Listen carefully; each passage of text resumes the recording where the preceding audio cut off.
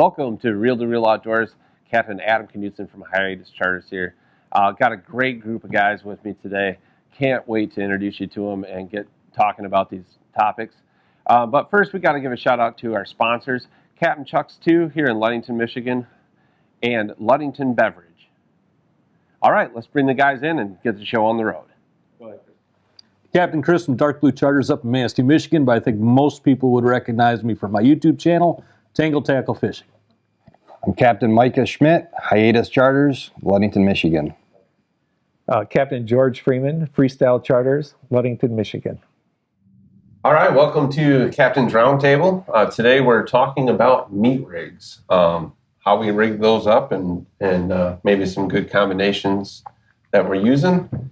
And hopefully we're going to get some great information today out of Captain George, because Captain George is, he was a big meat fisherman back in the day, and I've learned quite a bit. So listen up to. I'm listening. I'm definitely listening in. I'll kick her off here because I feel like my information is not going to be all that important once we get a little farther down. I should have brought Kevin's girlfriend. I got one. And I could have stole all of them that had made George come up with some different ones. So meat rigs is something, I started fishing meat rigs quite a long time ago with Kenny. Kenny is who, Kenny Warren with KRW. And he showed us how to cure the blue label herring and all that stuff. And so we would mess around with it but then when I'm fishing with George is when I really saw, how they were approaching it and doing it. And it really was, when there's a lot of kings around, big mature kings are around, they're pretty deadly rigs. And we still use them, pretty much anytime there's salmon around, we got at least one meat rig in the water. We call it keeping them on it, even if we're not hitting them on it. These are, a couple that we're using on a regular basis. MBK, the green one, I like the yellow one as well. This one has a green mile on it. Pretty good with the UV gasoline rigs or the UV on ice rigs. Got a Dragon Slayer here. It's got a green gasoline on it, or maybe green UV green, one of the two. This is probably one that none of these guys use ever. Never seen it before. So we talked about this in a previous episode, and it says white slick on both sides. I think they call it double pearl. Double pearl glow. White double pearl. White double pearl. Yeah, pretty awesome. This is a pickled sunshine meat rig, and in our lingo talking, we call that a pickle rig. So if we say we got a pickle sunshine on it, that means it's a fly. If you got a pickle rig on it, means it's a meat rig. This is one of my old go-tos, Black Mamba, I think is what it's called, and that's John King. Yeah, John King, or this one might be. That's an Okie. That's an Okie tackle kingfisher. Yeah. There's a bunch of different ones that make this shape. These are. This used to be on my chute very often when I was fishing a big meat program. Way down deep. Back then it was like 150 feet down. But, we're still running a lot of that stuff. And, divers, I tend to usually have a meat rig on my high diver. And then I'm very often running a fly on my low. It's kind of how I approach it. Micah runs, I'm going to speak for him. I'll let him do it. But, he runs a lot of rotators and meat rigs on the scoppers. And cores as well. So that's kind of my, my jump into it. Yeah, I'll go after that. I kind of, similar to Adam, I worked for a guy, Captain Pat Teal, on the Camel, and he got a lot of stuff out of New York. And this was 15, 16 years ago, and it's kind of new here. And Captain George was probably doing his thing, and I was cutting bellies out of salmon and salting them because Pat didn't want to buy the herring for me to use, and the stuff that he did use was so freezer burned that I didn't want to touch it. So and I had success with it, and then I was fortunate enough to get to fish with George too, and kind of see his program, what he was doing, and using the cut bait, and I mean it just kind of took off from there. And there was a few year period where I feel like you know, you had 15 rods out and 12 of them had meat on them. You know, it just seemed like the meat program was where it was at. But, you know, lately it's like what Captain Adam said, it's you know, the numbers of meat rigs, we're keeping them honest, but there are still some days where it shines. And I brought this chrome killer with this green UV, you know, this rig on a high diver. Captain George said he likes the 10-inch version. I'll let him explain kind of why he likes the bigger one.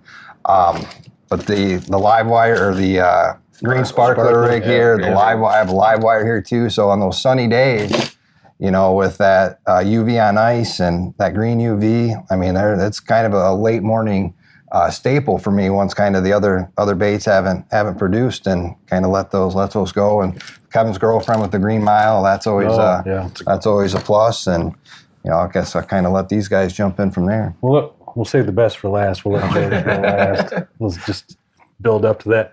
Yeah, meat rigs for me always are out, and I'm talking anywhere from springtime out through the whole year. I'll usually have at least one of them out there someplace because, like you guys said, you never know you're going to find the right fish that's going to want that thing. And it's normally big fish on meat rigs. Mm-hmm.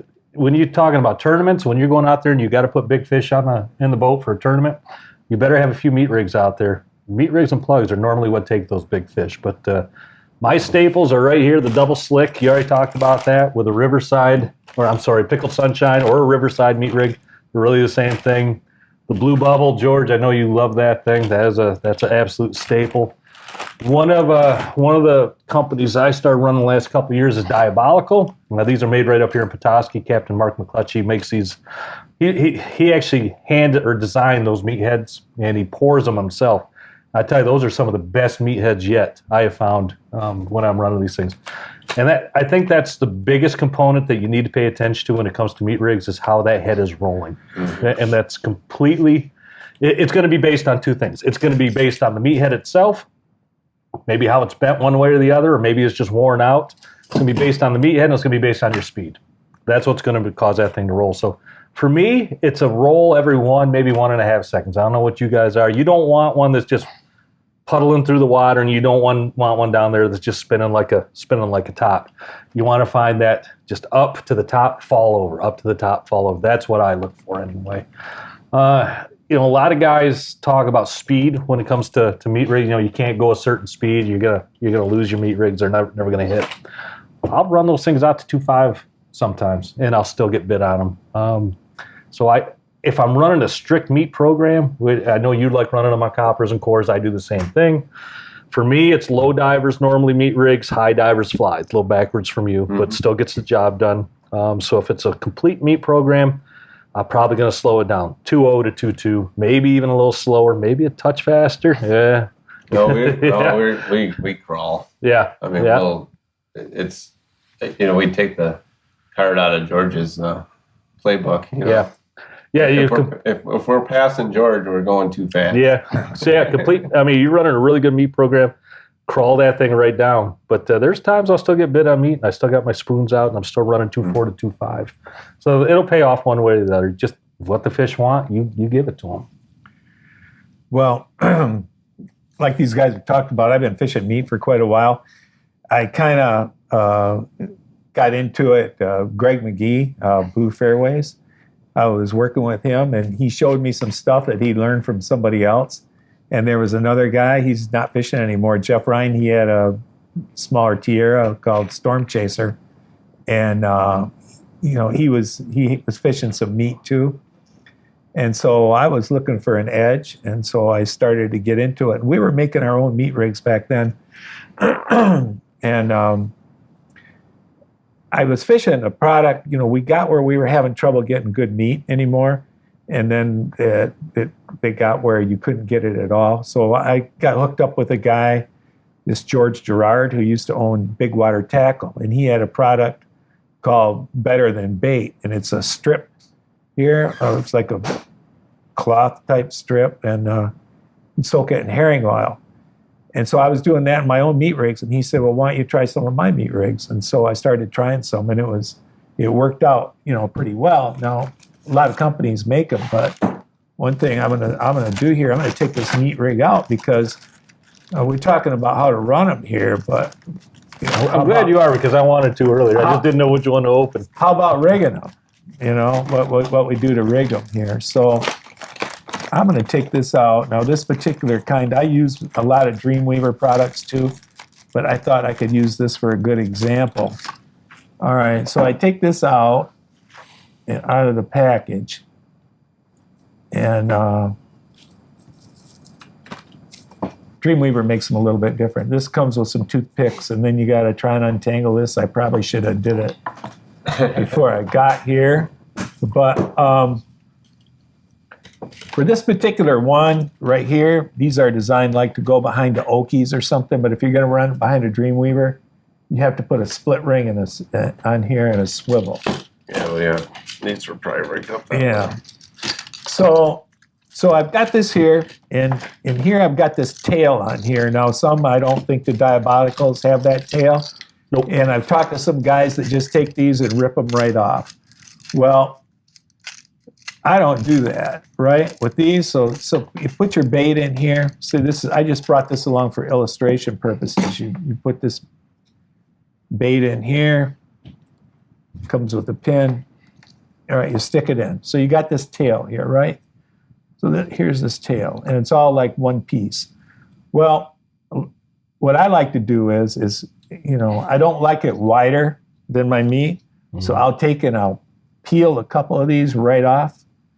This comes apart like this, and just pop them off. And what you can do too, another trick, is to take this piece right here before you split it apart, and you can take a pair of scissors and cut this down so it's in line with your bait. Yep. All right? And this isn't designed to leave this tail like this. So what you do is you take this tail and peel it apart. You peel all these apart like this. Now, this tail kind of serves two purposes. One, when you've got your meat in here, this side right here is shiny, right? You see this scale, but on the back it's dull. Mm-hmm. It's like a brown color. So when you have this on here, it adds some flash to it.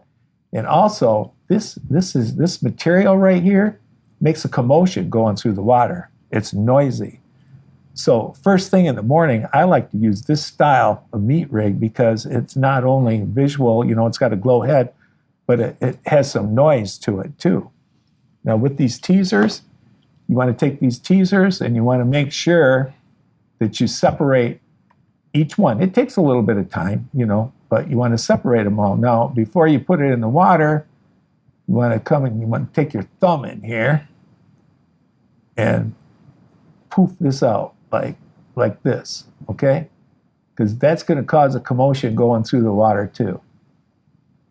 And, and then that's a glow head on there. So you're doing all that. Now, when you put your piece of meat in, where I like to run my hook is right just back from the tail, about right here. So this happens to come with a rubber band. Now, this is an older style because now they have a gnaw guard on them. Yeah. A lot of them have a gnaw guard. Now, that's a short one. Sometimes they're longer, so you can design it so that you can have it so it goes to the back like this by adjusting this gnaw guard, but that piece is pretty short. But if you can't get it to the back, but if like this has got a little piece of rubber band on it, what I do, all right, here it is. Let's bring it right up here, right about here. What you can do is you can take a piece of toothpick and put it right in the head, right here, that hole in the head, and it's not abrasive at all. You can just take a little piece of toothpick and break it off and put it in there. So you got your hook right at the back like this, and you've got your skirts all poofed out, right? And a lot of them come with a pin now, but if you're using a toothpick, you want to take that toothpick and for me, I just take it in and stick it through. I don't know if it'll go through this material or not. It won't go through there. It'd have to have a hole in it, but you want to take that toothpick and you don't want to have it like a helicopter blade? Yeah, way out here like this. I've seen that. Yeah. But you can take and you can have it sticking out a little bit so you can get it out, and so it'll hold. And And so I like the gnaw guard, by the way, because when I first started running these, of course, I'd get a good one, one that's working good, and you'd see, this is where it frays, right down in here. Mm-hmm. Or they get pinched. Yeah, they get pinched and they bite off. And right back into that trouble. Yeah, when they get turned around in the hook, that gnaw guard doesn't completely eliminate it, but it sure helps. Yeah. It helps. And what else? There was something else. But anyway, talking about the speed, when I first started running these, I just ran them behind 10-inch spin doctors, big ones, because I wasn't sure that an 8-incher could pull them.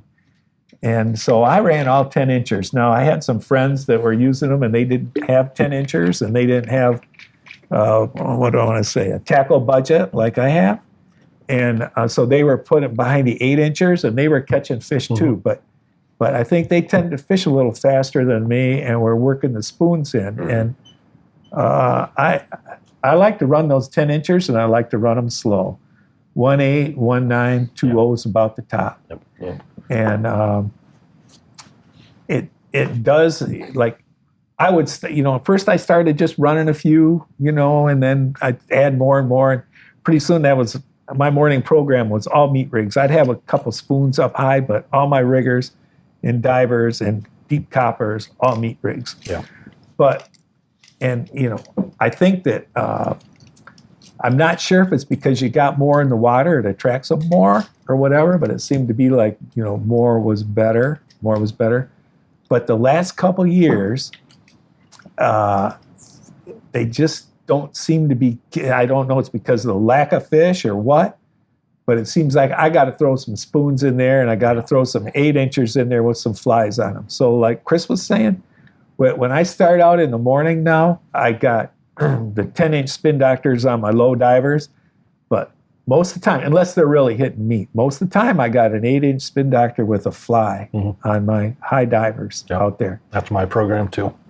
But then once I head out into that deeper water, I got meat rigged down on a 10-incher on my shoot rigger, and most of the time it's a 10-inch spin doctor. Sometimes it's a 10-inch Okie, And on my deep coppers, I got meat rigs on those too, and they're mostly 10-inchers. But I have been running some, like if I'm incorporating more spoons in there, I will use some 8-inchers. So I know somebody out there is asking this question right now in their head. Okay. What's your lead off your ball if you're down rigger on a meat rig?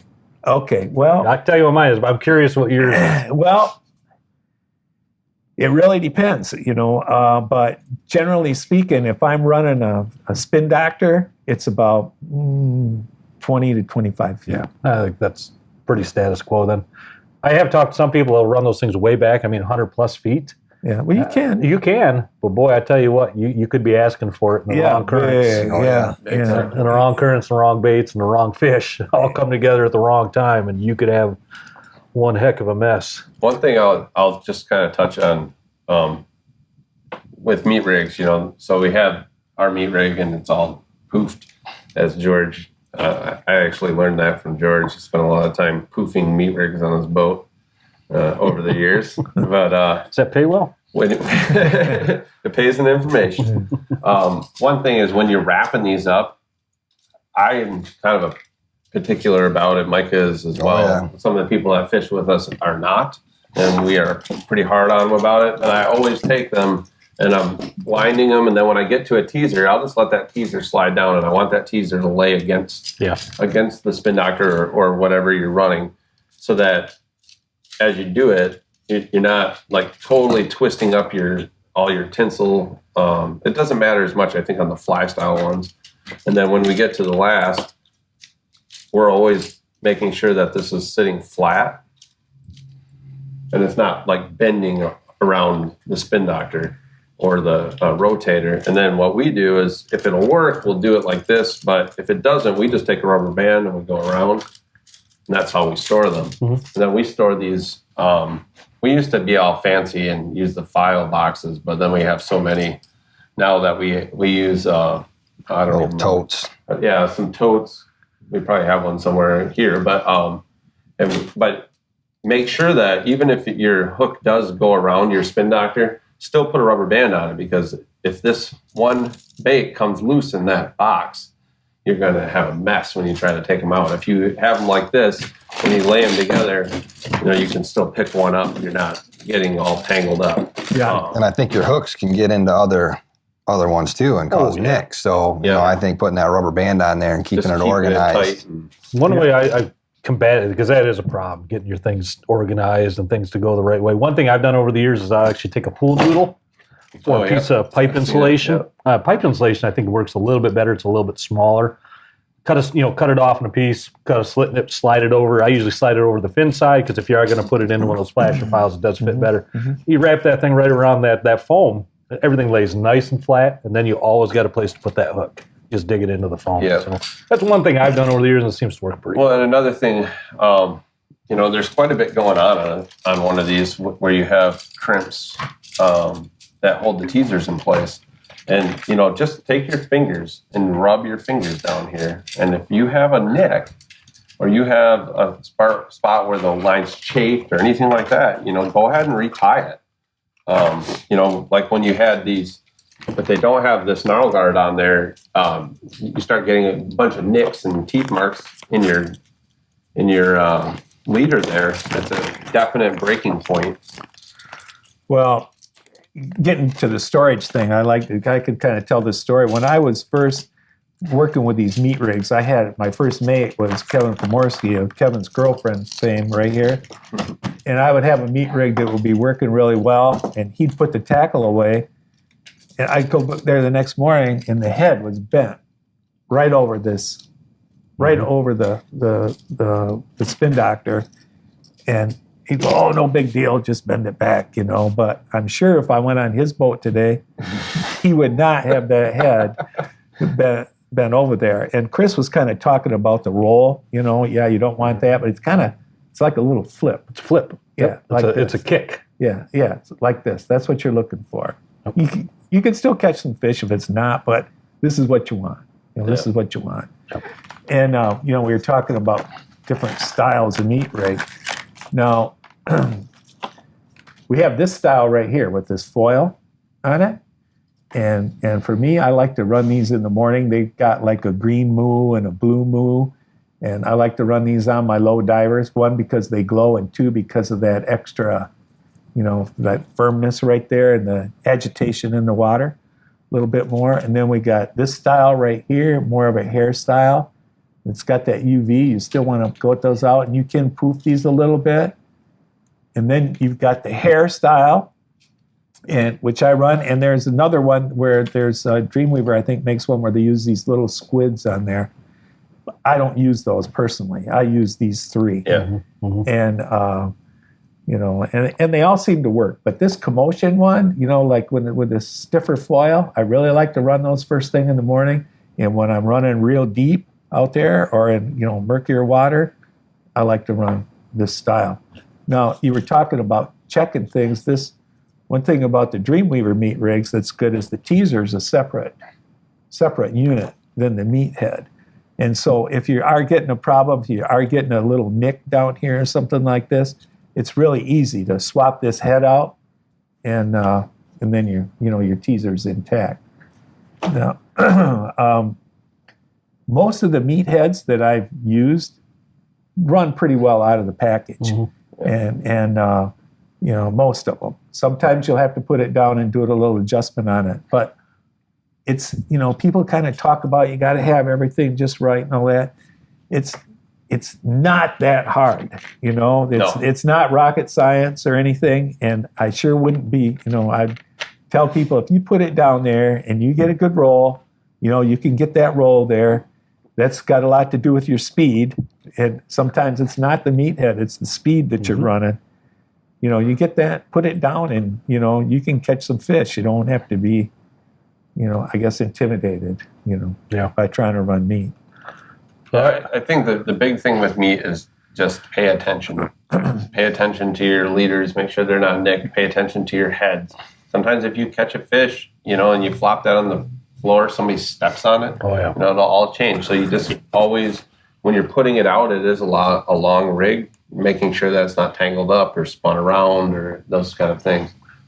But I think meat in it. Certain times it's amazing. It's deadly. It's catching big fish, and I think as our king plants go up here, we'll hopefully see more and more congregations of large schools of kings, and I don't think you can beat meat in that kind of situation. So I'm going to put you all on the spot here if I can, if you don't mind. Yeah. Your favorite rotator and your favorite meat rig. Got to have it. Can't have any more. Oh, right there. Which one? That white slick with the pickled sunshine. Oh, you took mine. Okay. All right, so I can't take that one. But my second one? No, you can't say it because these other guys got to choose. Yeah, I take this one then. I'm going to take this one. You took that one from me too. What about you, Adam? Oh man, I don't know.